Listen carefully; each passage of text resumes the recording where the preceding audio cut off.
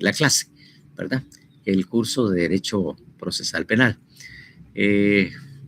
Estamos teniendo un poco de dificultades y a veces así se pone por el tema de que está bastante nublado y hay algunas, aquí ya empezó a tronar por ahí. A ver si nos dejan continuar porque hay ocasiones en que empieza a llover y a veces se nos va la señal. Pero bueno, esperemos que no nos pase, que podamos continuar sin ningún problema. Pero por favor tomen nota para que estemos preparados por si hay algún momento un cambio o un apagoncito aquí en donde estoy yo transmitiéndolos. Bueno, entonces ya pues de alguna manera habíamos empezado a hablar de este tema, me extendí un poco, lo sé, fue a propósito, y ahorita pues vamos a continuar con la exposición con las presentaciones que teníamos en PowerPoint de los primeros temas acerca del derecho procesal penal. Entonces, no sé si hay algo que ustedes quieran combinar o algo que quieran indicar, pues lo hacemos antes de que pedamos por favor a nuestro ingeniero que siempre está dispuesto a colaborar, Ángel, para que nos conecte. No sé si hay algo que necesitan algo que se aclare o algo que ustedes tengan que manifestar antes de que iniciemos prácticamente con la presentación. ¿Nada?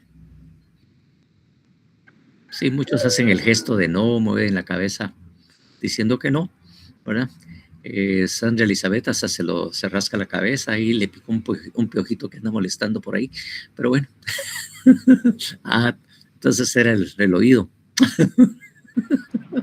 Está lloviendo, Lick. Es para que mire que los observamos detenidamente y tenemos el ojo puesto en ustedes, ¿verdad? Exactamente. Bueno, de alguna manera, pues esta era la otra parte, porque en la anterior parte de la presentación, ¿verdad? Habíamos mostrado, podríamos ver la anterior para recordar.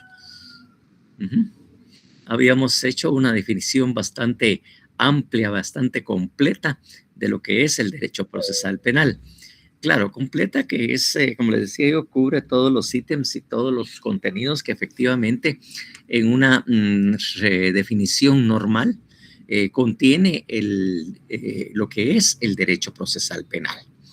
Para poder, como quien dice, enfocarnos y volver a ponernos en sintonía, no sé si alguien podría hacernos el favor de leer esa primera diapositiva, para que todos empezamos a conectarnos y a poner la atención en lo que tenemos que poner. Por favor, alguien que está ahí con toda la disposición y energía. José Manuel, por favor. Muy bien.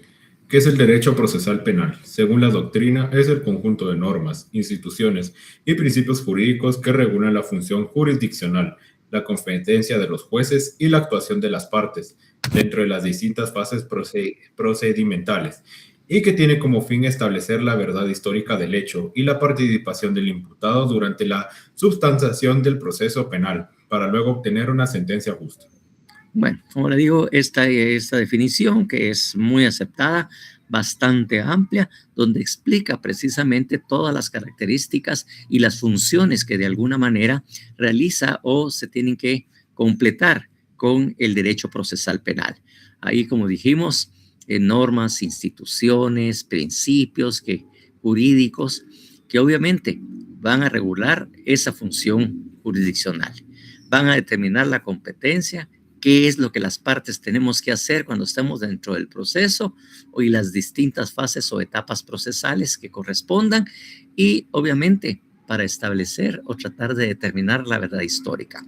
Claro, toda esta investigación se ha hecho previamente dentro de una de las primeras fases o etapas del proceso penal, se ha hecho para la obtención de todas estas evidencias que en un momento determinado va a llegar a ser conclusiva para que efectivamente se pueda dictar una sentencia. O sea que esto es bastante descriptiva. Sin embargo, si vemos la siguiente diapositiva,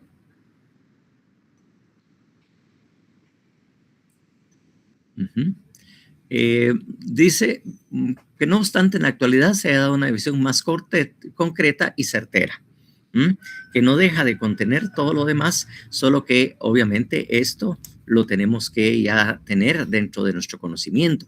Y obviamente esa fue toda la explicación que de alguna manera traté de dar en la primera diapositiva para que entendamos claramente de lo que estábamos hablando. Entonces, hablamos obviamente de un conjunto de normas jurídicas de carácter público que regulan el proceso penal.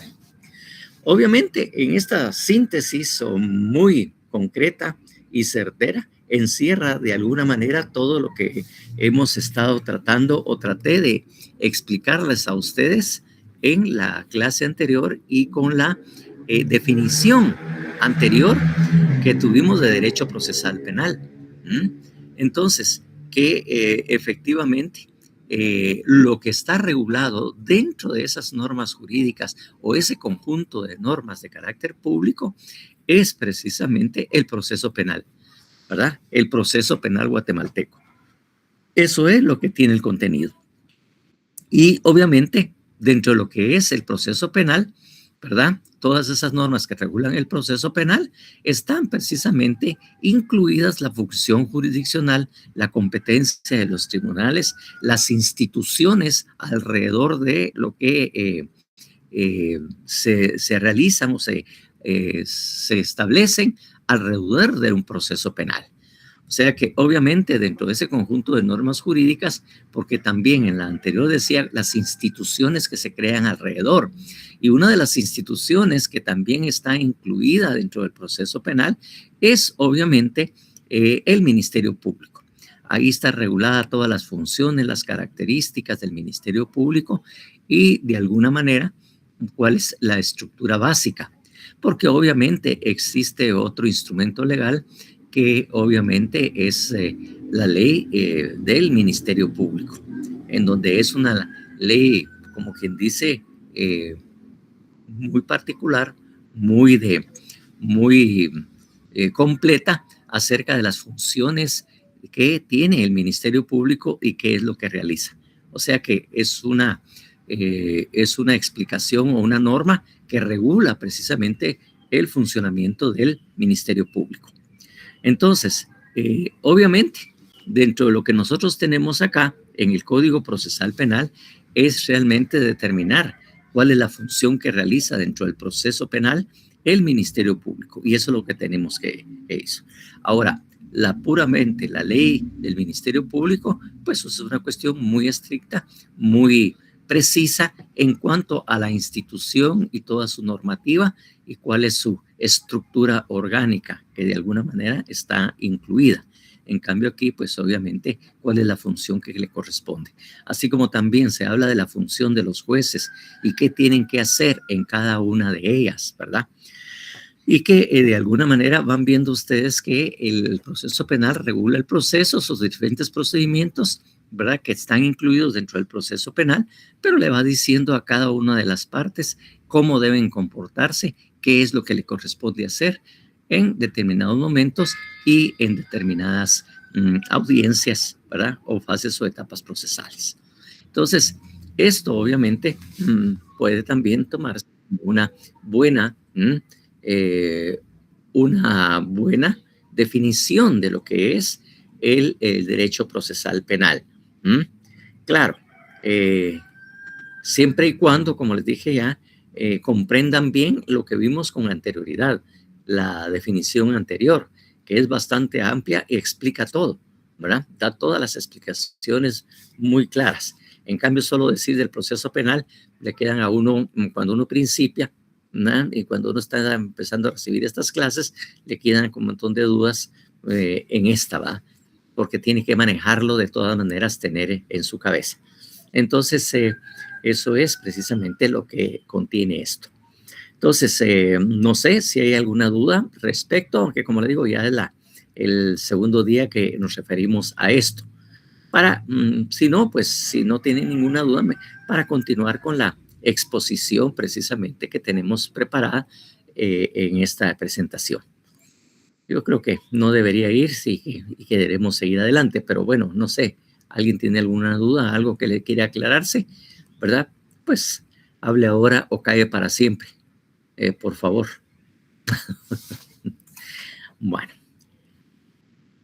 pues por el momento no oigo nada, entonces vamos a pasar a la siguiente, por favor.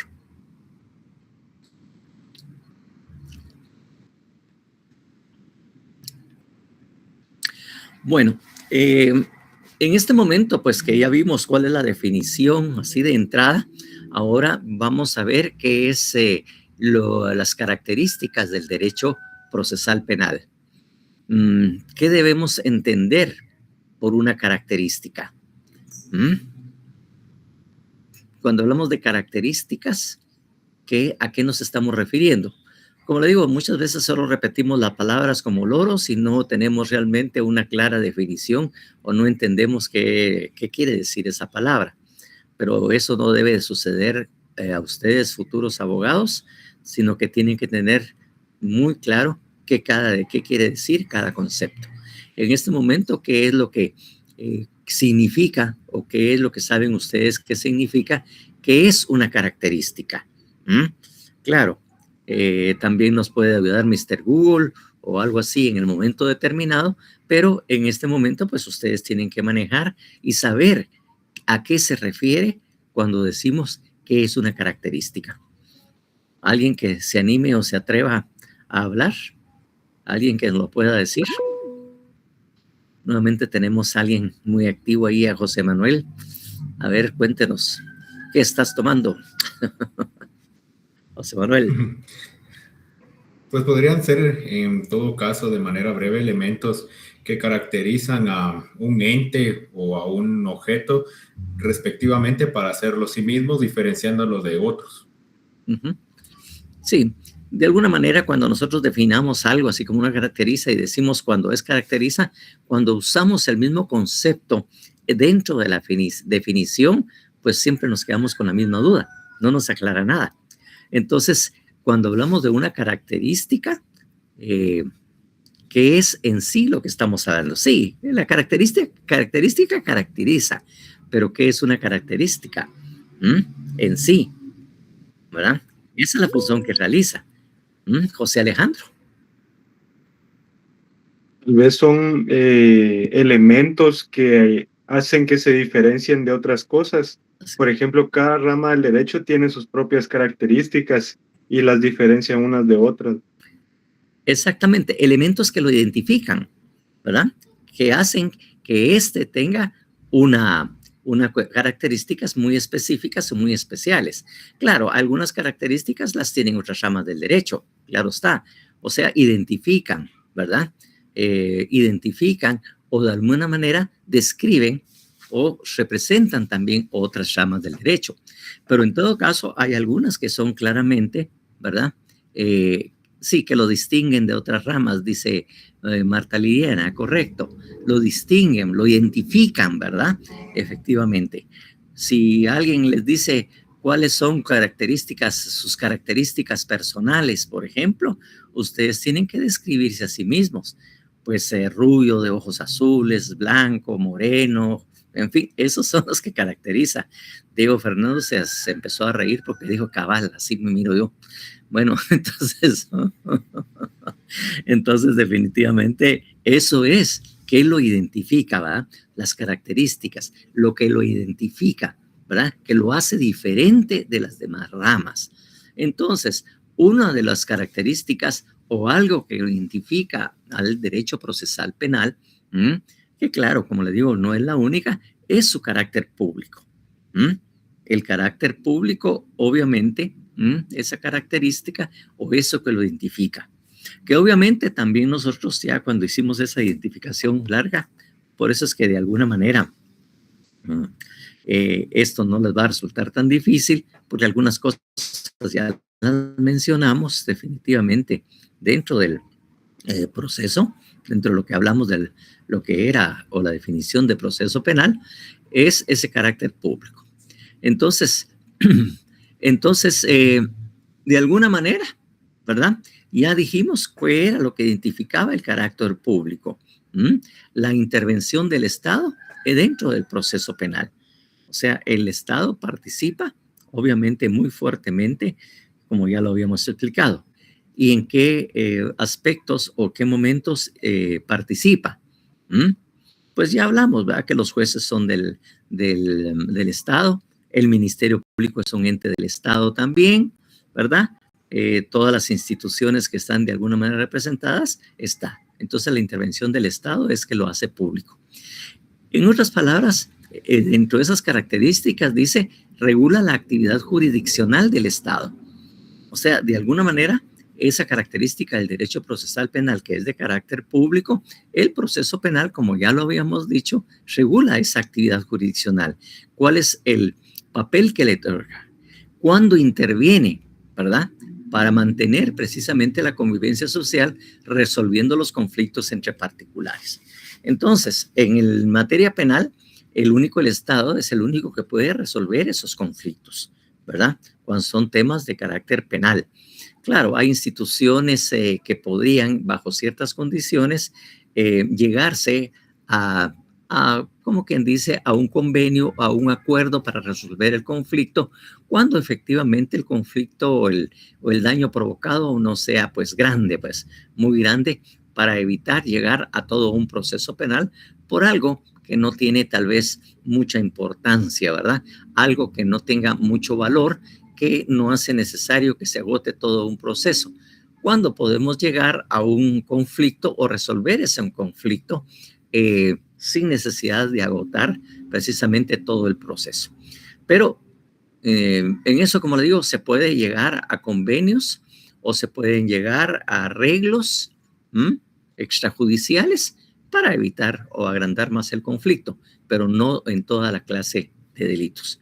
Cuando son cosas leves que no impactan o no producen mayor daño, sí se puede llegar.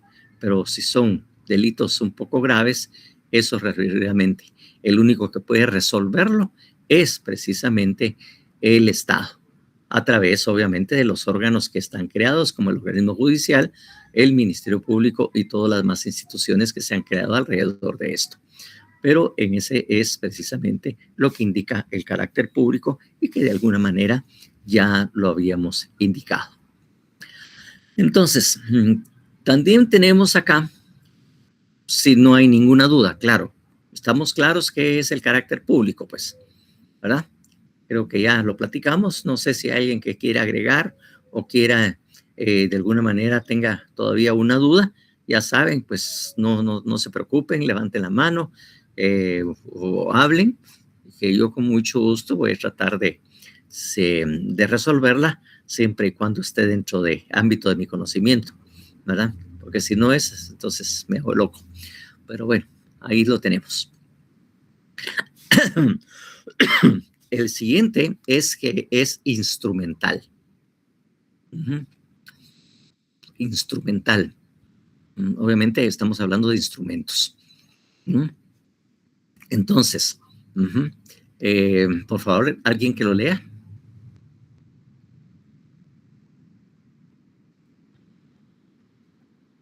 Instrumental, porque tiene como objeto la realización del derecho penal sustantivo o material, es decir, sirve de medio para que se materialice el ius puniendi del Estado, quien a través del Ministerio Público ejerce la función de persecución penal, haciendo así efectiva la función sancionadora que le corresponde.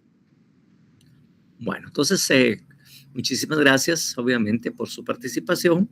Entonces, efectivamente, es instrumental, porque es el medio por el cual el derecho penal sustantivo se hace realidad. De alguna manera ya habíamos platicado de eso.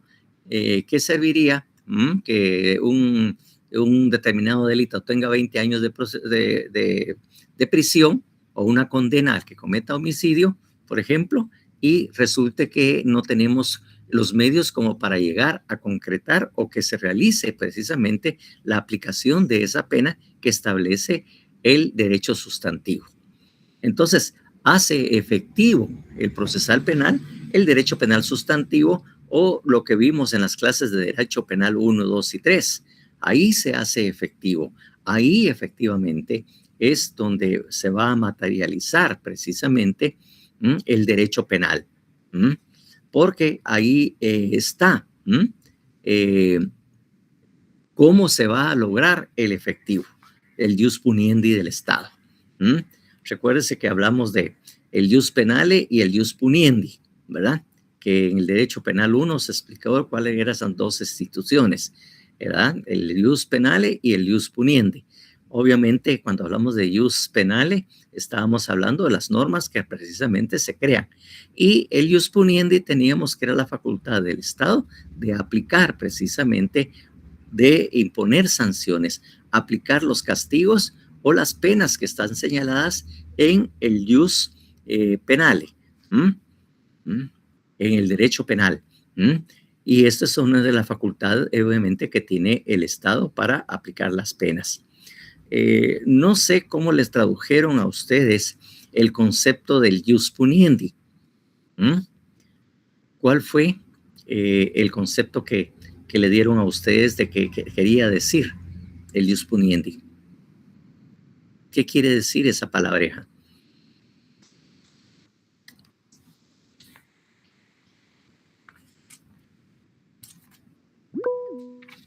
A ver, José Alejandro. Yo recuerdo que es la facultad que tiene el Estado de castigar lo que se considera delito y que posee la exclusividad de castigar, ¿no? Sí, sí, muchos profesores todavía mantienen ese tipo de definición, la facultad de castigar que tiene el Estado, ¿verdad? Eso es lo que dicen y entonces todos hemos aceptado. A mí me lo dijeron así.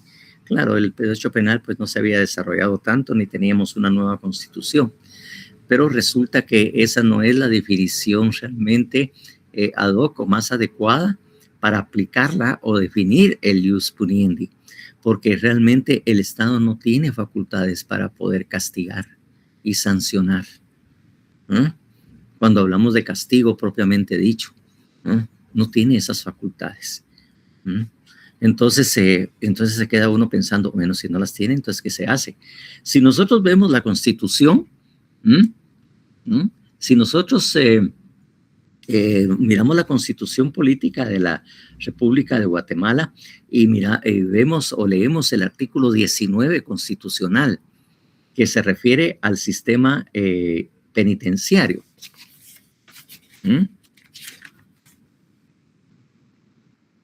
Entonces, ahí el sistema penitenciario es una institución creada de alguna manera dentro del proceso penal de la institución que precisamente ubica a los que han sido condenados con una pena. Entonces, el sistema penitenciario es que se hace cargo de todos los detenidos. En el sistema penitenciario existen las cárceles, estaban todas las cárceles de carácter preventivo o de cumplimiento de condena que existen. Pero claramente les dice cuál es la función del sistema penitenciario como ente del Estado encargado de esto. Y si ustedes leen el artículo 19, que por favor solicitaré que alguien lo haga, por favor, alguien léalo. Artículo 19. Sí, léalo. Bien. Artículo 19, sistema penitenciario. El sistema penitenciario debe tender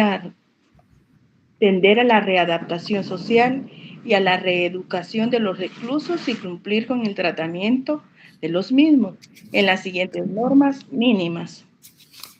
Inciso A, deben ser tratados como seres humanos, no deben ser discriminados por motivo alguno, ni podrán infligírseles tratos crueles, torturas físicas, morales, psíquicas, o coacciones o molestias, trabajos incompatibles con su estado físico, acciones denigrantes a su dignidad o hacerles víctimas de exacciones ni ser sometidos a experimentos científicos. Inciso B, deben cumplir las penas en los lugares destinados para el efecto. Los centros penales son de carácter civil y con personal especializado. Inciso C, y tienen derecho a comunicarse como lo soliciten con sus familiares, abogado defensor, asistente religioso o médico, y en su caso con el representante diplomático o consular de su nacionalidad. La infracción de cualquiera de las normas establecidas en este artículo da derecho al detenido a reclamar del Estado la indemnización por los daños ocasionados y la Corte Suprema de Justicia ordenará su protección inmediata. El Estado deberá crear y fomentar las condiciones para el exacto cumplimiento de lo preceptuado en este artículo. Bueno, entonces de alguna manera al leer el artículo 19 no hay ninguna facultad que se considere como castigo, sino la función que debe realizar la pena es obviamente la readaptación social y la reeducación de los reclusos. Esa es la función que tiene la pena. Esa es la función que debe realizar el Estado. Entonces no es simplemente imponer un castigo, sino que debe de tender a la readaptación social. Por eso es que no traduzco yo a raíz de esos cambios que se dieron, obviamente, y sobre todo ese cambio constitucional donde claramente señala que no pueden realmente castigar en el concepto propio de la palabra castigar, sino debe procurar precisamente una readaptación social, ¿verdad? Y reeducación de las personas que están en su conocimiento. O sea, generar las condiciones y obviamente ven ahí que hay en la A, dice molestias, trabajos incompatibles y todo lo demás. Entonces, eso es precisamente lo que de alguna manera tiende a realizar la pena. Entonces, no es precisamente, naturalmente, un derecho a castigar. Yo tengo derecho ya como reo a hacerle lo que yo quiera. Y si se porta mal, le voy a dar un par de latigazos o lo voy a golpear para que entienda o que aprenda, por ejemplo, ¿verdad? Que incluso a veces en la casa son más duros con uno cuando uno estaba patojo, le dan buenos fuerazos. Bueno, ustedes ya no, porque son la generación de cristal, dicen. Para mí me dieron mis buenos paletazos y mis buenos cinchazos en mi época, pues, en casa, pues. Pues, ya tenemos a alguien que sí lo hace todavía o lo hizo, ¿verdad? Ahí levantó la mano y dijo, yo sí pegué paletazos, jalones de pelo, de oreja, pellizcones, ahí está la regla, la mano. Sí, efectivamente, eso es lo que se debe lograr. No sé, alguien había levantado la mano antes y no sé si era por un comentario, alguna duda o fue accidental. Sí, licenciado, con relación a lo que usted explicaba, también estaba aquí leyendo mi Constitución, que dice que debe ser un trato humanitario y que también está ligado a los derechos fundamentales como es el derecho a la dignidad y al derecho al trabajo, por lo mismo el buen trato, ¿verdad? Para la readaptación del recluso. Claro, exactamente, así es. Entonces, eso es precisamente la finalidad que busca la pena. No simplemente es el castigo, no solo meterles en una cárcel ahí que se pudran, ¿verdad? Sino que generar una serie de condiciones necesarias. Ahora, que el Estado lo haya logrado todo este tiempo, muy difícil, ¿verdad? No, realmente no se ha logrado a lo que esto se propone de alguna manera, porque obviamente la cantidad o la población de reclusos es bastante grande y obviamente las cárceles obviamente no se dan abasto para poder albergar a toda la cantidad de prisioneros que hay, ¿verdad? O sea, no se han dado las condiciones y obviamente eso implica de alguna manera invertir una buena cantidad del presupuesto nacional para crear todas estas condiciones, obviamente. Entonces el costo no es bajo, es barato. En otros países, obviamente, incluso yo fui a yo visité una cárcel como digo, en Suecia y conocí otras en Japón. Por ejemplo, en Japón o en Suecia tienen algunas fábricas instaladas en donde los trabajadores y los obreros son los prisioneros. Ganan su sueldo. Les pagan un salario por el trabajo que realizan dentro de la cárcel y los productos al venderlos o a maquilarlos y todo, obtienen un producto. Y lo que está claramente destinado a los ingresos de cada reo es a seguir contribuyendo con los gastos de su familia, que no los puede en ningún momento abandonar. Está ganando, entonces esta parte del porcentaje va a su familia para el mantenimiento de la manutención de su familia, de sus hijos y todo. Otra parte es para cubrir las responsabilidades y los daños morales o los daños materiales causados por el delito. Y otros, obviamente, para ellos en que algunas cosas que puedan también proveerse mínimas dentro de la cárcel. Entonces, ellos tienen precisamente, como quien dice, maquilas o crear fábricas, y los productos de esto que llegan después a los que dueños de estas fábricas, pues obviamente comercializan esos productos y tienen que pagarles su salario a los presos. Bueno, esa es otra forma de visualizar precisamente a lo que es el sistema penitenciario en otros lados.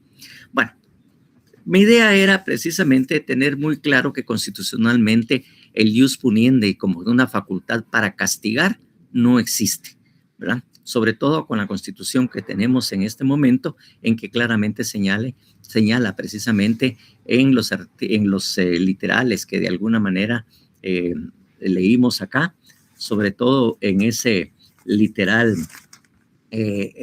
A, ¿verdad? Literal A, y que obviamente de alguna manera también cumplió, comentó Sandra Elizabeth. Entonces, eso es lo que quiere decir, ¿verdad? Es el instrumento o el medio por el cual se aplica o se hace efectivo el derecho penal sustantivo. Es el derecho penal, que ahí se va a establecer cuál es el procedimiento que de alguna manera tiene que cumplirse. Obviamente vamos a ver todas las garantías también o derechos fundamentales que debe tener esa persona. ¿Cuáles son esas características que debe tener precisamente en cuanto al resguardo de esos derechos humanos y el resguardo de esos derechos que no se pierden definitivamente estando en una prisión o teniendo la calidad de reo? Sigue siendo una persona sujeto a derecho y obviamente sujeto a el respeto de su dignidad y sus derechos humanos. Entonces, eso es lo que tenemos que tener. El siguiente, que es autónomo. Por cuanto que tiene sus principios e instituciones propias, posee autonomía legislativa, jurisdiccional y científica. O sea que obviamente es un derecho autónomo, es una característica, su autonomía. No depende de otras legislaciones, que también hay otras normas que lo regulan y lo rijan alrededor. No quiere decir que tenga esa autonomía o esa libertad precisamente para tomar decisiones y realizar precisamente sus actividades en cuanto a la autonomía en su función. Derivado de esto, que es una característica, ¿verdad? Autonomía legislativa, jurisdiccional y científica, es que de alguna manera vemos que también las instituciones alrededor tienen obviamente cierta autonomía, ciertas libertades o independencia. Desde ya ahorita les digo y les anuncio que, por ejemplo, no confundir la autonomía desde el punto de vista administrativo y la autonomía en cuanto a una función, a las funciones que realiza precisamente el ente. Digo esto porque algunos todavía y la prensa todavía habla de que el Ministerio Público es un ente autónomo. El Ministerio Público no es un ente autónomo. Eso ténganlo ya desde ya, y en su momento que hablemos del Ministerio Público vamos a ver claramente lo que regula la Constitución, y resulta que las personas que lo dicen no han sabido leer que el artículo claramente, pero el Ministerio Público no es un ente autónomo. Es decir, cuando hablamos de autonomía, no hablamos como estamos hablando de la universidad, de las municipalidades, que por ejemplo, que son entes autónomos. El Ministerio Público no tiene las características para ser un ente autónomo. Su independencia está en la investigación. Ahí es donde él lo hace independientemente, pero en la institución como tal no es un ente autónomo. Ya en su momento miraremos la fundamentación constitucional, ya veremos que al leerlo, si es que lo saben leer muchos, nunca dice la Constitución. Y la Constitución es el único instrumento por el cual se puede determinar la autonomía o la independencia de un órgano del Estado. No hay otra. Una ley ordinaria, una normativa, no lo puede hacer. No lo hace. Bueno, entonces es autonomía legislativa, jurisdiccional y científica, ¿verdad? Recuérdense que el derecho penal es muy diferente, que todos hablamos de que al final el derecho penal resulta siendo una ciencia y no una simple rama de una rama del derecho, toda vez que tiene unas características muy especiales, muy excepcionales, que lo explicamos de alguna manera en Derecho Penal 3 y que por obviamente eso es lo que hace autónomo también al derecho procesal penal. ¿Estamos claros? Si hubo claridad en mi explicación, pasamos a la siguiente, por favor.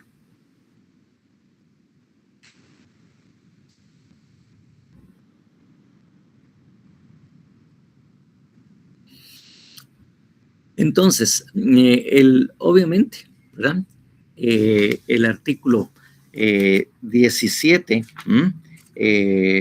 constitucional, ¿verdad? Obviamente, ¿verdad? También nos manda precisamente que el derecho penal es constitucional y obviamente, ¿verdad? Está presente en la ley y sobre todo en lo que regula el artículo 17 y obviamente un artículo muy especial que vamos a analizar bastante fuerte en su momento y obviamente lo que es precisamente, ¿verdad? En cuanto que no hay delito ni pena sin ley anterior, ¿verdad? Es constitucional. El derecho penal es constitucional porque muchas de sus normas fundamentales o necesarias están precisamente, ¿verdad?, contenidas en ese artículo 17. Y si leemos detenidamente también el derecho, el artículo 12 del derecho de defensa, también vamos a ver que sí, obviamente, el derecho penal es eminentemente constitucional. El 17 dice, no hay delito ni pena sin ley anterior. No son punibles las acciones u omisiones que no estén calificadas como delito o falta y penadas por ley anterior a su perpetración. No hay prisión por deuda.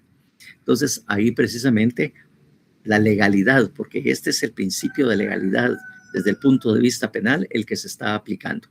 Y cuando miramos ya en el artículo 12, ¿qué es lo que indica? Que dice, la defensa de la persona y sus derechos son inviolables. Nadie podrá ser condenado ni privado de sus derechos sin haber sido citado, oído y vencido en proceso penal ante juez o tribunal competente y preestablecido. Ninguna persona puede ser juzgada por tribunales especiales o secretos, ni por procedimientos que no estén preestablecidos legalmente. Entonces, ese artículo 17, de alguna manera que genera la legalidad o el principio de legalidad del derecho penal, precisamente que en tanto no haya un delito sancionado por una ley, definitivamente no puede aplicarse. Ahí ve limitado el Estado su poder exactamente para poder precisamente aplicar el derecho penal. Y cuando vemos los derechos que precisamente contiene el artículo 12, y que ya les digo, el artículo 12 ustedes lo pueden leer y si es que lo leyeron ahorita conmigo, lo leen despacio, van a ver que realmente todo lo que significa al interpretar el artículo 12, porque tenemos una presentación completa y vamos a ver que en ese artículo prácticamente así sencillamente se está precisamente desarrollando el proceso penal y ese es el carácter constitucional que tiene precisamente el derecho procesal penal. Ahí cuando miremos porque en la siguiente, al terminar esta parte, vamos a ver precisamente ese contenido constitucional del derecho procesal penal, que no tienen otras ramas del derecho. Ninguna otra rama del derecho tiene esa fuerza que precisamente y esas limitaciones que tiene el proceso penal. Y principalmente porque es el Estado que está de por medio. Y Y al Estado hay que mantener las manos bien atadas, bien controladas para que no abusen. Oralidad. Bueno, ese fue uno de los logros precisamente con este nuevo código procesal. Bueno, no digo nuevo, ¿verdad? Pero ya les había dicho, son como 30 y pico de años que tiene este código contra los muchos años que tuvo el anterior, porque el otro sí tardó bastante, porque fueron como de 1930 y pasaron como 50 años ese código procesal penal fácilmente, ¿verdad? Un poco más. Entonces, la oralidad. Entonces, oralidad y sencillez van definitivamente de la mano. Ahí lo vamos a ver precisamente. La oralidad es precisamente que todo precisamente se realice, o todas las acciones o todo lo que se pueda realizar, las diligencias y todo, sean en forma oral. La oralidad obviamente refuerza la sencillez, porque a veces es más fácil hablar, aunque también tiene que estar fundamentado lo que nosotros hablamos. Entonces es más fácil ser escuchado o hablar que escribir. Porque cuando se escribe o se necesita presentar documentos escritos, usualmente tiene una serie de requisitos y formalidades legales, ¿verdad?, que debe de llenar ese escrito. En cambio, en la oralidad se pueden expresar las personas libremente. Como le digo, hablar es fácil. Claro, no hablar babosadas también, ¿va? Porque también eso no está legal. Recordar esos principios que ustedes vieron en Derecho, Teoría General del Proceso, que dice que el que afirma a alguien algo, ¿qué? ¿Cuál es la otra parte? El que afirma algo Tiene que probarlo. Tiene que probarlo. Porque si no lo prueba, es como que nada se ha dicho. Claro, van a ver ustedes que la oralidad y esa sencillez también tiene ciertas estructuras.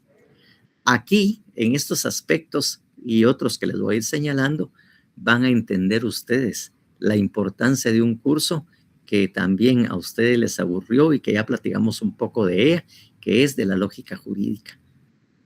Aquí van a ver para qué realmente sirve la lógica jurídica, y nuestros profesores de lógica jurídica nunca nos lo dicen. No sé, es que no lo saben o no quieren perder su tiempo explicando este tipo de cosas, pero esa estructura lógica que debe de tener tanto nuestras argumentaciones, que tiene precisamente que hacerse en forma oral, todas eso precisamente, todas las exposiciones o argumentaciones de carácter oral tienen que tener una estructura lógica. Y bajo esa estructura lógica es que el juez debe resolver. Los autos y las sentencias tienen una estructura lógica, que precisamente nos recuerda, y van a ver ustedes, y yo en su momento se los voy a explicar, que tiene el silogismo jurídico. Ahorita estamos ubicados en la lógica jurídica y lo que es el silogismo jurídico y los elementos que tienen esas tres premisas básicas dentro de las cuales se maneja el silogismo jurídico. ¿Se recuerdan del silogismo jurídico? ¿Cuáles son sus partes? Aunque en una clase del año pasado parece que ya no les estaban enseñando tanto eso. ¿Recordarán cuál es el silogismo jurídico y cuál es la estructura que tiene?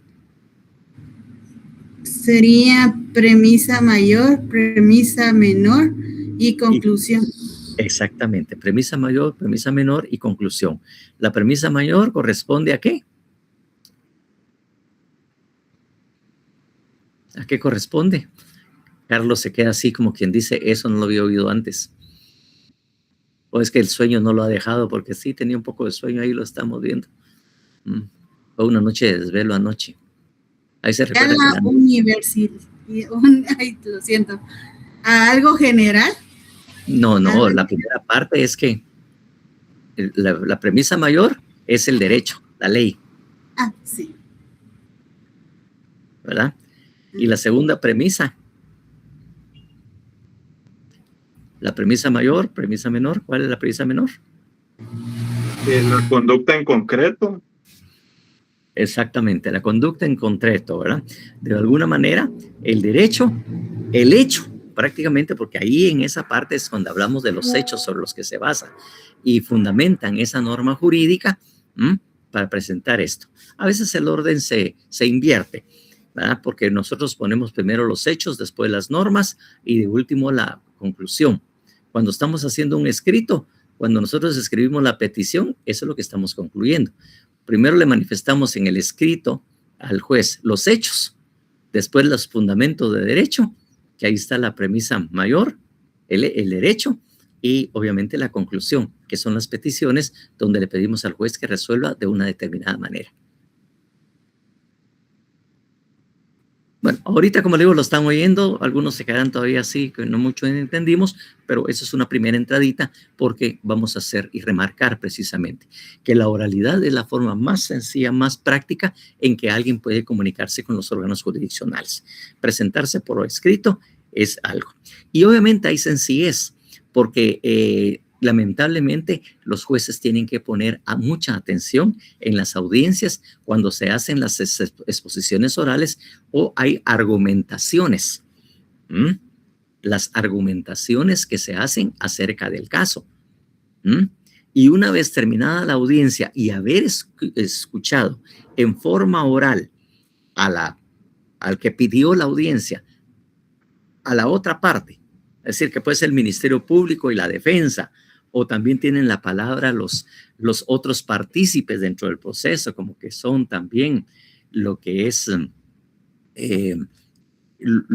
la acusación, ¿verdad? O el querellante adhesivo también que está ahí, entonces también tiene derecho a expresarse.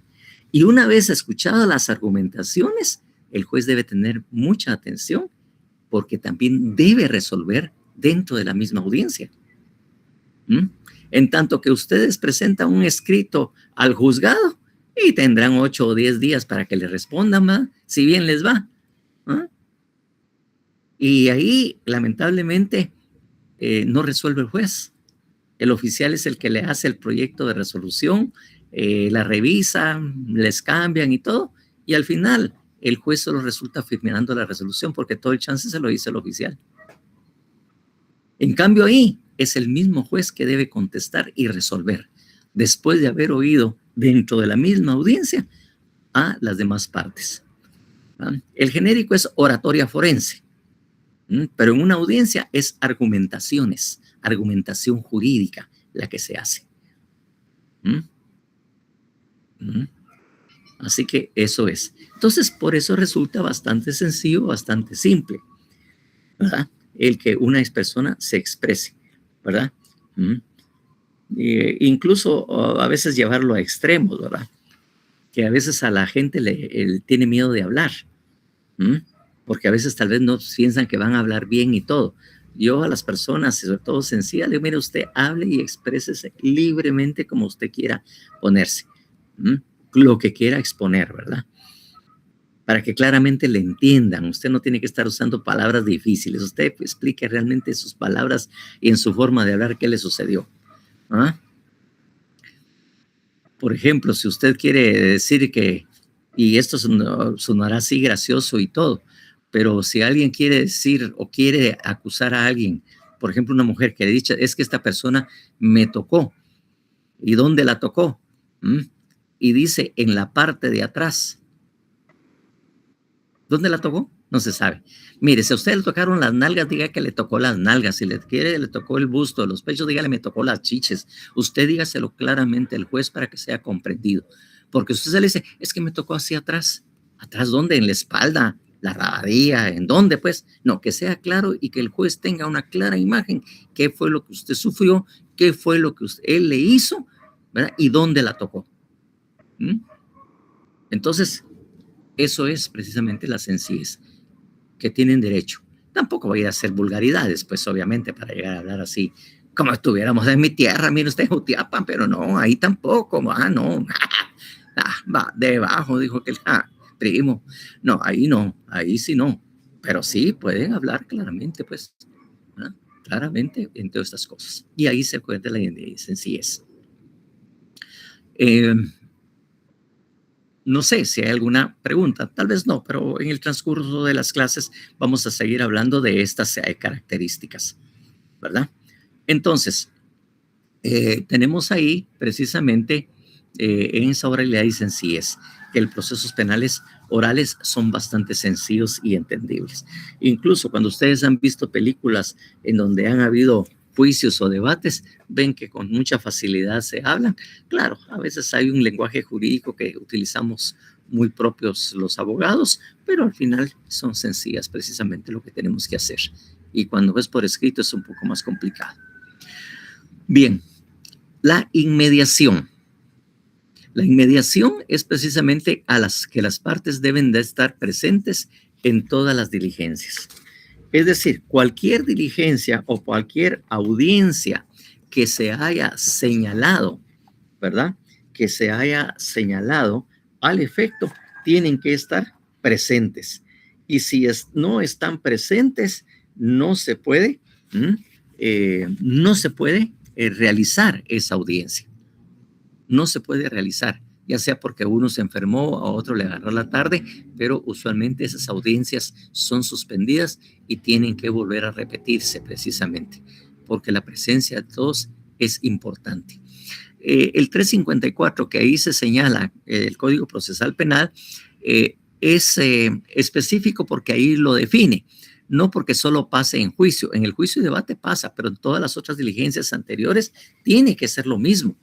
Desde una primera declaración, todas las partes tienen que estar dentro del proceso, en todas las audiencias. No puede faltar una, salvo cuando el Ministerio Público pide precisamente unas audiencias individualizadas, precisamente cuando el Ministerio Público pida ciertas medidas o garantías en el que solo está presente el juez y el Ministerio Público que está solicitando una medida.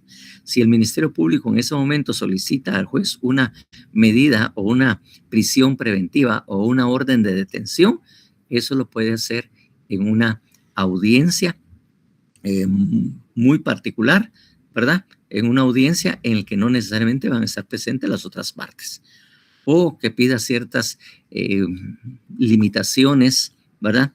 O medidas precisamente limitativas en cuanto al tema, embargos o anotaciones o algo así.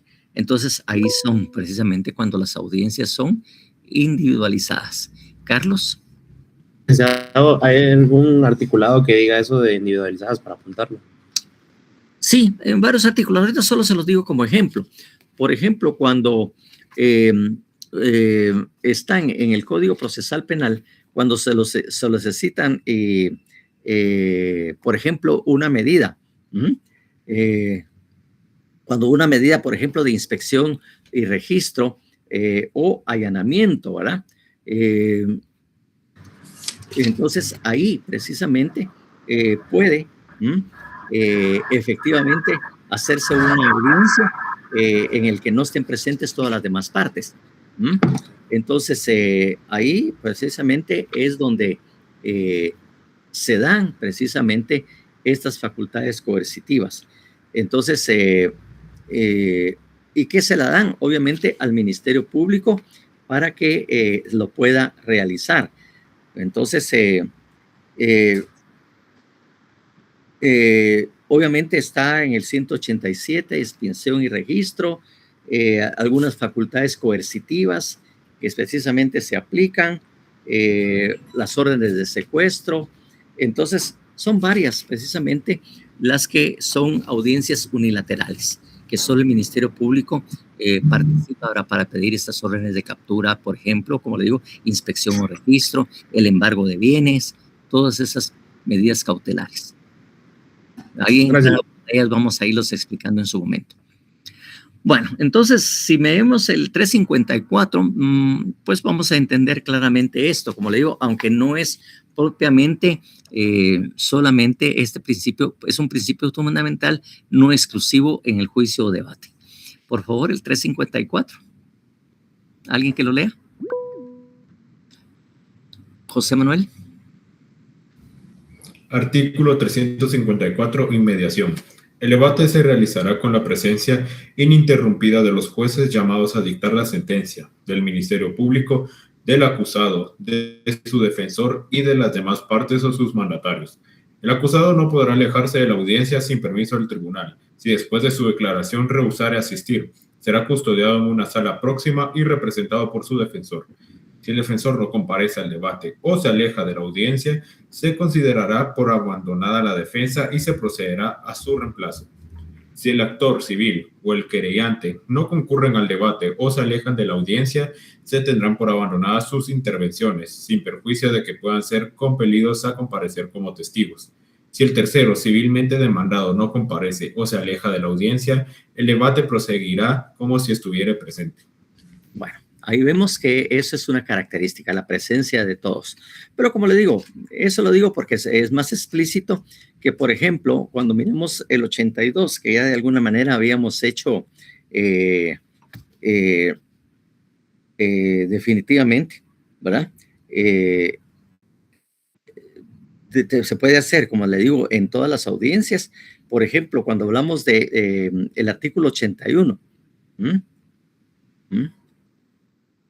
los derechos fundamentales, que son advertencias preliminares, ¿verdad? Y todo lo demás, se advierte que ahí debe estar en todos los lugares. Están todas las personas. Pero cuando ustedes miran, ¿verdad? Que son la declaración del sindicado, son las advertencias preliminares que debe realizar, ¿verdad?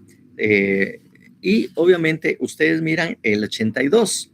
La audiencia se desarrollará en conformidad con lo siguiente. El juez concederá la palabra al fiscal para que intime los hechos al sindicado con todas las circunstancias de tiempo, modo y lugar y su cualificación jurídica, provisional, disposiciones. Si el sindicado acepta declarar, el juez le dará tiempo. Después de declarar, el sindicado puede ser sometido al interrogatorio legal del fiscal y del defensor. El juez concederá la palabra al fiscal y al defensor para que muestre argumentos sobre la posibilidad. Y nuevamente concederá. Entonces, ahí vemos que todas estas personas deben precisamente estar presentes en las audiencias. La presencia de las partes es, y no se puede hacerle espaldas. Solo, como le digo, en esas audiencias unilaterales que de alguna manera están reguladas en la ley, porque obviamente ahí no tienen participación las demás partes. Entonces, ahí es una audiencia exclusiva entre el juez y el Ministerio Público, en que va a fundamentar una petición y el juez la otorgará si encuentra fundamento suficiente. Pero imagínense que se haga pública una audiencia donde está pidiéndose una inspección o registro o un allanamiento. Imagínense, hay publicidad en eso. ¿Qué van a hacer las personas a quienes van a hacer el allanamiento? ¿Qué es lo que van a hacer? ¿Qué harían? Van a huir. Salir huyendo, ¿va? Definitivamente, ¿va? Y si se ordena la orden de detención o la detención de una persona, también va a ser lo mismo el otro, ¿va? Entonces, por eso son unilaterales, para asegurar los resultados. Bueno, eso es en cuanto a la dimensión, la presencia de todas las partes, todas aquellas personas o todos los partícipes en el hecho, pues tienen que estar en todas las audiencias, porque es una condición que debe de estar, que debe de realizarse. Aquí tenemos también última ratio. Dice, también llamada de última instancia o última fila, la cual establece que el proceso penal es a lo último que se debe de acudir, agotando de primero la rama pertinente, no permitente, hay un error, pertinente. Última ratio, la última instancia. Creo que esto ya habíamos hablado, no sé, o tal vez no, ¿verdad? Cuando hablamos de última ratio, dice que el derecho penal o el derecho procesal penal es a lo último que debemos, último que debemos llegar. Debemos agotar todas las áreas anteriores, si es necesario, antes de llegar a lo de derecho penal. Derecho penal es lo último que debemos recurrir. Por eso es que vamos a hablar del derecho penal de última instancia, de última ratio. Que el derecho penal y el proceso penal es lo último que debemos de acudir como partes cuando no podamos llegar a arreglos por la vía civil o la vía administrativa, ¿verdad? Si nosotros podemos agotar, ¿verdad? Estas circunstancias por otras vías, ¿verdad? Entonces, definitivamente, en todo caso, pues acudir a esas vías previas para que lo penal sea obviamente esto.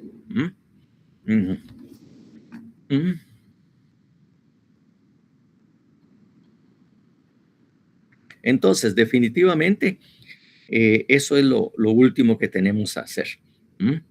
Entonces, si no, obviamente,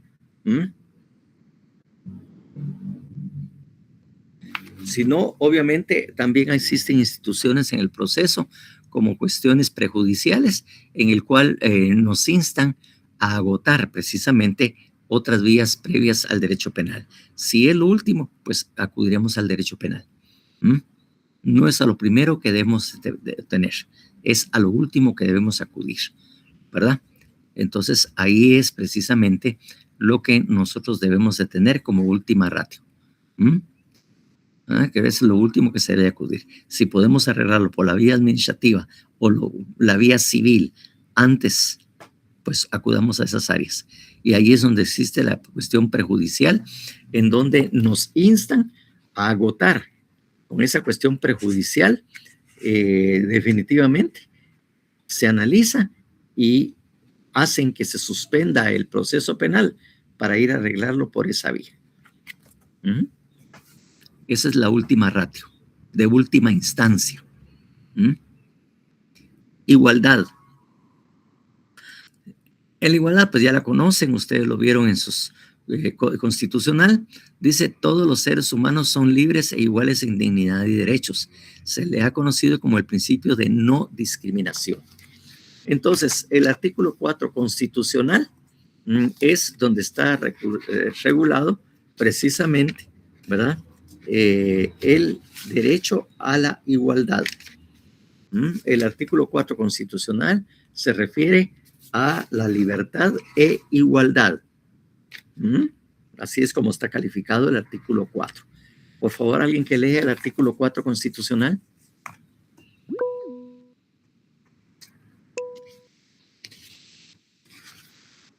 Vamos, Hilary. Artículo 4. Libertad e igualdad. En Guatemala, todos los seres humanos son libres e iguales en dignidad y derecho.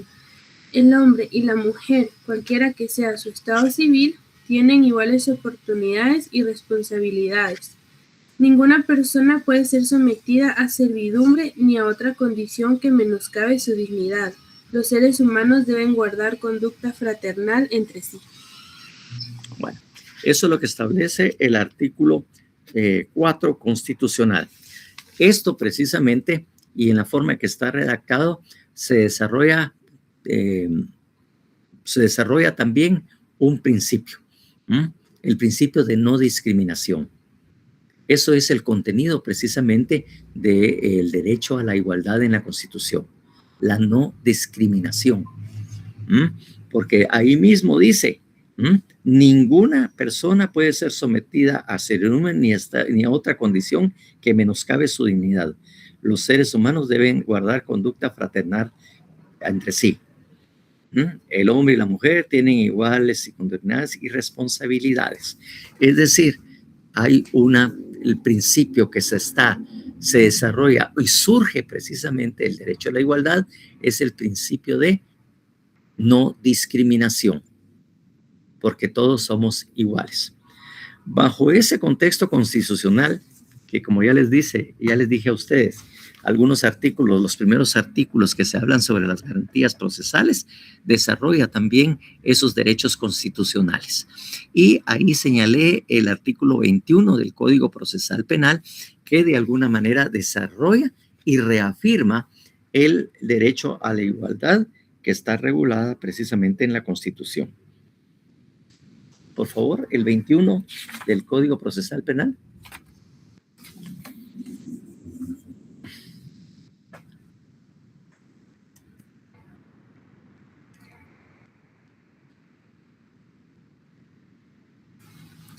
Artículo 21.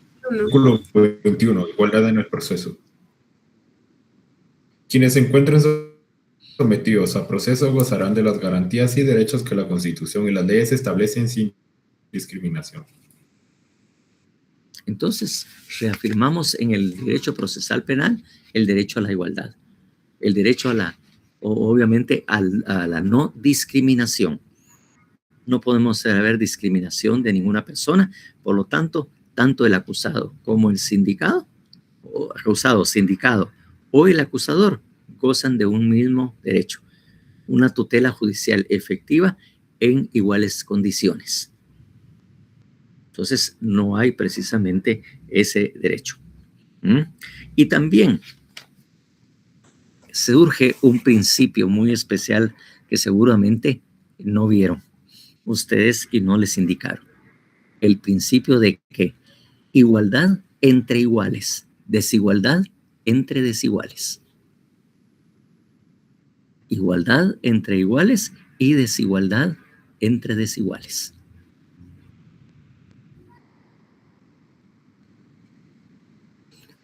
Suena así, cualquier cosa y lo deja uno pensando. ¿Cómo así igualdad entre iguales y desigualdad entre desiguales?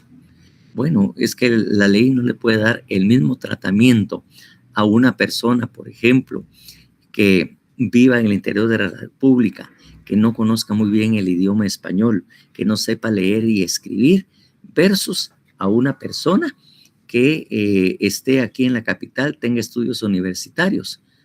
No le vamos a dar un igual tratamiento, pues, porque no son iguales las condiciones en que está cada uno de ellos. Por eso es que dice igualdad entre iguales y desigualdad entre desiguales. Si no lo comprenden así en la forma que lo expliqué con anterioridad, dígame, todos los ciudadanos somos iguales. Resulta que hay un funcionario público y goza de inmunidad. Le vamos a dar tratamiento igual a este funcionario que goza de inmunidad de un ciudadano común y corriente, por decirlo así. No. Hay procedimientos especiales que deben agotarse antes de llevar a proceso a alguien que goza de inmunidad, en tanto que a una persona particular que no es funcionario, que no goza de este derecho, ¿verdad? O este privilegio, pues no se le otorga. Igualdad entre iguales. Todos los funcionarios que gozan de inmunidad tienen el mismo trato, pero uno que goza de inmunidad versus un ciudadano común y corriente no puede tratarse como iguales.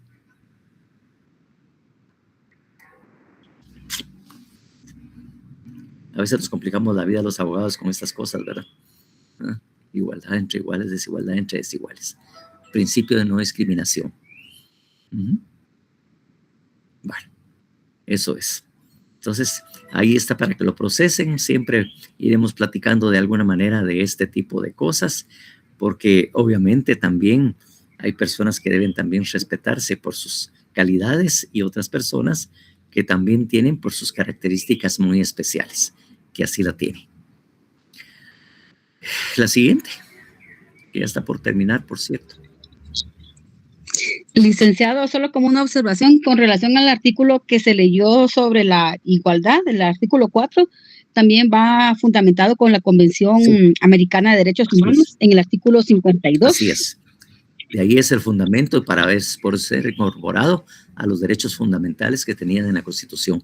Ese era el fundamento sobre el cual se basó para incluirlos, porque muchos de esos derechos fundamentales, ¿verdad?, que están, o esos derechos de primera generación, derechos humanos de primera generación, de alguna manera están replicados y contenidos en la Constitución y de alguna manera también en el Código Procesal Penal. Así es. Miremos la siguiente, pues.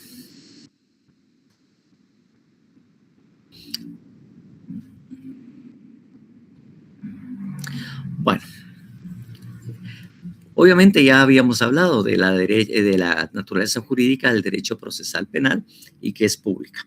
De alguna manera, pues ya habíamos hablado de que era la participación del Estado la que determinaba precisamente el carácter público del derecho procesal penal.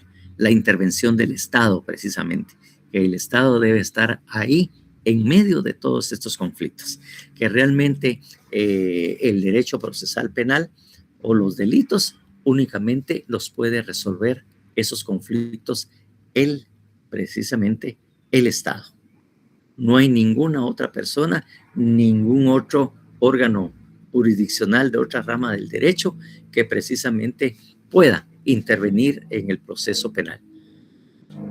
Solo, precisamente y únicamente el Estado puede resolver los conflictos de carácter penal que existan. Esa es la exclusividad de esa naturaleza jurídica. La vía civil o otras vías, como les dije, sí hay una vía conciliatoria, pero en delitos menores, en que puede darse la oportunidad de resolver el conflicto o aquellos hechos que no tengan mucho valor o mucho daño, que no se haya provocado un daño grave, pues sí, lo pueden resolver y podemos llegar a un arreglo, a un convenio extrajudicial. Pero de ahí solo, esa es una rama que solo yo puedo resolver. Ahí es donde precisamente el derecho penal y el procesal penal asumen totalmente esa competencia, esa característica que solo a través de esto. Y él es el Estado el que está detrás de toda esta regulación, de todo este problema de la solución de los conflictos de carácter penal. No hay ninguna otra rama del derecho ni nada. Podemos hacerlo. Eso sí, que no hay conflicto, obviamente, ¿verdad? Que no hay conflicto en ninguna manera con la igualdad, no hay ningún conflicto precisamente, ¿verdad? Con otras ramas o otras circunstancias que puedan darse, ni con la perjudicialidad. No hay ningún conflicto. Lo que es penal, penal, y solo nosotros tenemos precisamente la facultad para resolver en materia penal. Ningún otro ente se puede otorgar o arrogar esa función. Bueno, fines y objetos del derecho procesal penal.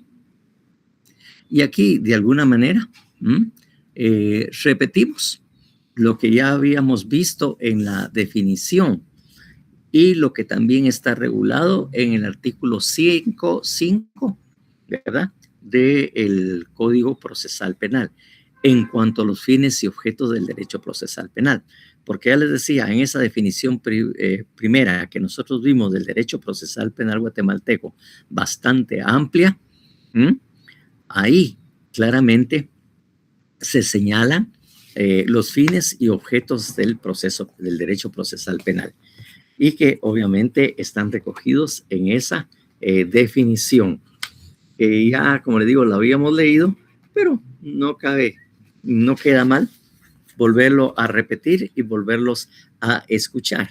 Por favor, alguien que lo lea, aunque ya lo conocíamos, aunque parecía repetido, pero la forma en que se nos quedan las cosas es volverlas a repetir y volver a reiterarlas. Por favor. Artículo 5, fines del proceso. El proceso penal tiene por objeto la averiguación de un hecho señalado como delito o falta y de las circunstancias en que pudo ser cometido el establecimiento de la posible participación del sindicado, el pronunciamiento de la sentencia respectiva y la ejecución de la misma. La víctima o el agraviado y el imputado como sujetos procesales tienen derecho a la tutela efectiva, la tutela judicial efectiva. El procedimiento, por aplicación del principio de debido proceso, debe responder a las legítimas pretensiones de ambos. Ya ven ustedes, la víctima o el agraviado, ¿verdad? Y el imputado como sujetos procesales tienen derecho a la tutela judicial efectiva. Reiteramos también ahí el principio a la igualdad, el derecho a la igualdad. La tutela judicial efectiva es para todos. No por ser preso, por ser reo, porque ser sindicado tiene menos derechos que el otro. Están en una misma condición precisamente en ese caso. Entonces ahí tenemos. Y una reiteración al principio de legalidad que también sería bueno que lo leyéramos es el artículo 2 del Código Procesal también Penal, que también reitera precisamente la legalidad, ¿verdad? Ya dijimos que si no hay delito o falta, no puede haber proceso. Y no hay proceso, precisamente lo que indica el artículo 2. ¿Qué indica el artículo 2?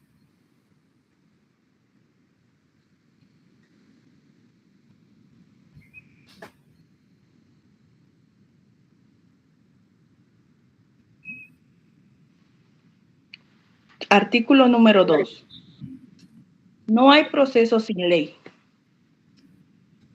No podrá iniciarse proceso ni tramitarse denuncia o querella, sino por actos u omisiones calificados como delitos o faltas por una ley anterior.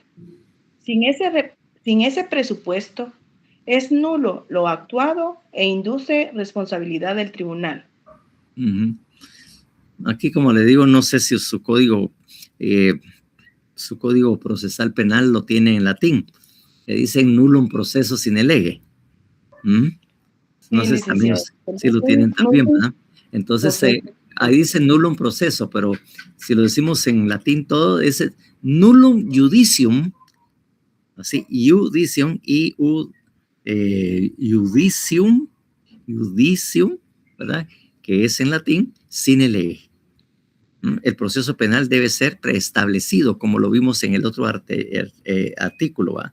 Por un procedimiento preestablecido.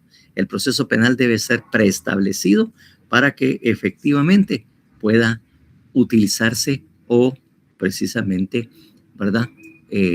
Pueda precisamente llevarse los casos penales. ¿Ah? Dice, son en ese presupuesto, sin ese presupuesto es nulo lo actuado e induce en responsabilidad del tribunal. Eso es precisamente estos fines que se buscan o se persiguen precisamente en este caso. Entonces, el siguiente.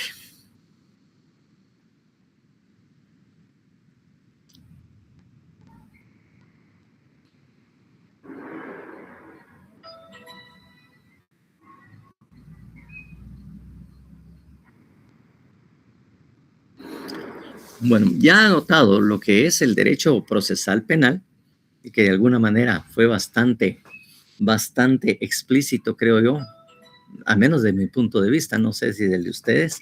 Yo creo que hasta algunos se aburrieron que estuviéramos precisamente, ¿verdad? Reiterando estos hechos, ¿verdad? Y entonces debemos precisamente tener mucha claridad en esto, ¿verdad? Entonces tenemos esta diapositiva que de alguna manera nos define en todo caso y que obviamente explicaremos también en su momento. Por favor, alguien que lea esa diapositiva. ¿Qué es el proceso penal? Primero debemos tener en claro que es un proceso. El proceso es un conjunto de fases y procedimientos que tienen por objeto la averiguación de un hecho señalado como delito o falta y de las circunstancias en que pudo ser cometido. Entonces, el proceso penal es un medio por el cual determinamos los sujetos, jueces, defensores, imputados, etc., con el fin de probar la existencia de los presupuestos que habilitan la imposición de una pena y, en el caso de que tal exista, se compruebe. Establecer la cantidad, calidad y modalidades de la sanción. Bueno, ahí tenemos sencillamente qué es el proceso. O sea, toda la normativa, todo como le dice, el continente, ¿verdad? Cuando hablamos de derecho procesal penal y obviamente cuando hablamos del proceso penal, estamos hablando precisamente del contenido. ¿Qué es lo que contiene el proceso penal? Y obviamente ya el proceso penal es un conjunto de fases y procedimientos que tienen por objeto la averiguación de hecho señalado como delito o falta y de las circunstancias en que pudo ser cometido. Tenemos que tener dentro del proceso en qué circunstancias se cometió ese hecho, ¿verdad? Para tener una claridad de lo que pasó. Entonces, el proceso penal, porque como ya en la segunda definición decimos que es el conjunto de normas jurídicas de carácter público que regulan el proceso penal, entonces aquí explica prácticamente qué es el contenido de esa segunda parte, ¿verdad? Es un medio por el cual determinamos los sujetos, quiénes son jueces, quiénes son defensores, quiénes son los imputados, para comprobar la existencia de los presupuestos que habilitan la imposición de una pena. ¿A qué se refiere la existencia de los presupuestos que habilitan la imposición de una pena? ¿Qué quiere decir esa frase? ¿Qué significa? Y por favor, no se les olvide lo que vimos en Derecho Penal 3.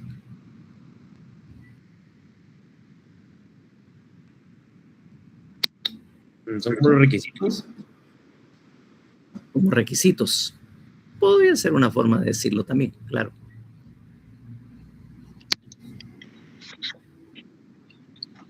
Que si el hecho es tipificado como un delito. Sí, con el fin de comprobar la existencia de los presupuestos que habilitan la imposición de una pena. ¿Qué dijimos como precisamente el método analítico? De buscar el sujeto, el verbo rector, para analizar exactamente en qué delito está, y como si es presupuestos, porque todavía no se ha comprobado que sea culpable. Sí, pues. Entonces, determinar la existencia de los elementos objetivos, materiales y subjetivos del hecho. Eso es lo que estamos haciendo. Si concurren los elementos necesarios, ¿verdad? Porque esos son los presupuestos que habilitan la imposición de la pena. Si en el hecho existen todos esos elementos objetivos, materiales y subjetivos, determinar si existen todos esos elementos, ¿verdad? Eso fue lo que hicimos precisamente en Derecho Penal 3, que si existen todos esos presupuestos y lo logramos probar dentro del proceso, entonces prácticamente lo único que queda es la aplicación del delito. O si lo podemos poner, que concurran todos los elementos del delito. Que eso fue lo que tratamos de ver en Derecho Penal 3. Si esos elementos concurren, los presupuestos que habilitan la imposición de una pena, y en el caso de que tal se compruebe, la cantidad y penalidad y modalidades de la sanción. Entonces, eso va a ser susceptible a la aplicación de una pena, si cumplamos todos esos presupuestos. Y eso es lo que tenemos que ir probando en el proceso penal. Van a ver cómo en cada fase o etapa, porque yo se los voy a ir señalando en las distintas fases y elementos de cada fase y procedimientos, lo que se trabaja es un elemento del delito. Por ejemplo, así de entrada les digo, en la primera declaración, lo que se discute en el fondo del asunto es la tipicidad. Eso es lo que tenemos que discutir en la primera declaración. Y obviamente, en el juicio o debate, lo que se discute es el elemento culpabilidad. Si en el debate o el juicio o debate se establece la culpabilidad, lo que corresponde es que ¿qué viene como consecuencia?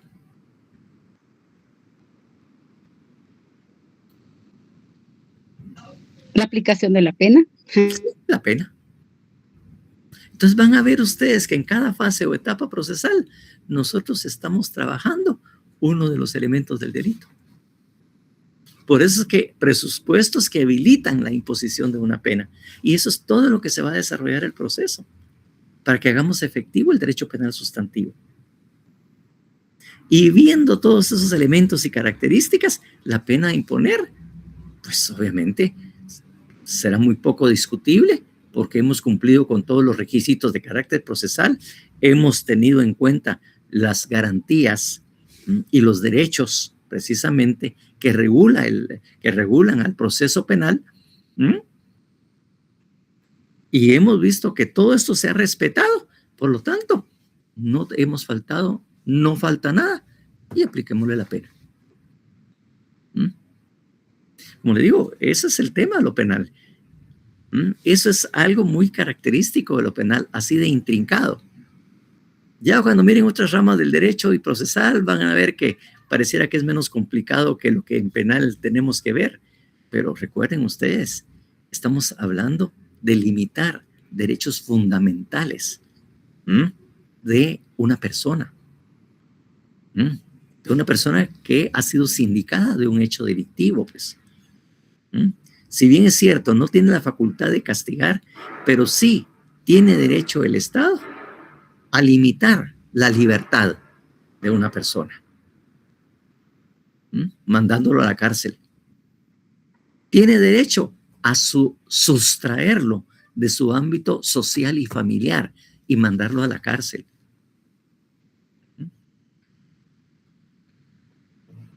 Entonces, claro, ahí se limita un montón de derechos, claro. Pero eso es una de las facultades que sí tiene el Estado dentro de lo que se denomina también el ius puniendi, y no es simplemente el derecho a castigar.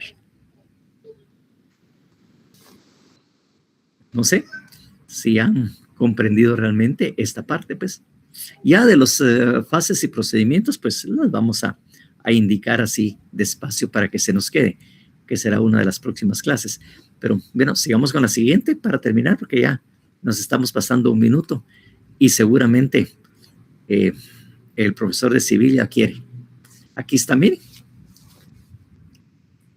Primera fase, preparatoria o de investigación. Esas son las fases o etapas procesales. Segunda fase, intermedia o de control. La tercera fase, juicio o debate. Y la cuarta fase, procesal o etapa procesal, la ejecución y la sentencia. Ahí va una aclaración que vamos a ampliar en la próxima clase. Las impugnaciones no son parte de la fase del proceso. Son los medios que tienen las partes para oponerse a las resoluciones jurídicas o judiciales. Entonces, en esta parte nos quedamos para dar mayor explicación. Y entonces, porque ahí creo que solo quedamos una, ¿verdad? Solo nos queda una diapositiva más, ¿verdad?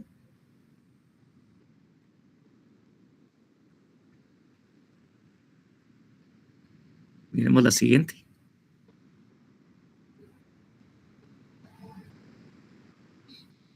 Sí, yo creo que solo esa es la última que tenemos. Ya no tenemos otra más. Bueno, ahí están ya la especificidad de esas fases. Entonces, esto lo veremos el día jueves y entonces vamos a dejarlo por acá porque ya me pasé 2 minutos de la clase. Muchísimas gracias. Espero que les haya servido mis explicaciones y que ya empiecen a entender, tener un poco más claro lo que vamos a estar trabajando aquí en el proceso penal. Pasen buena tarde.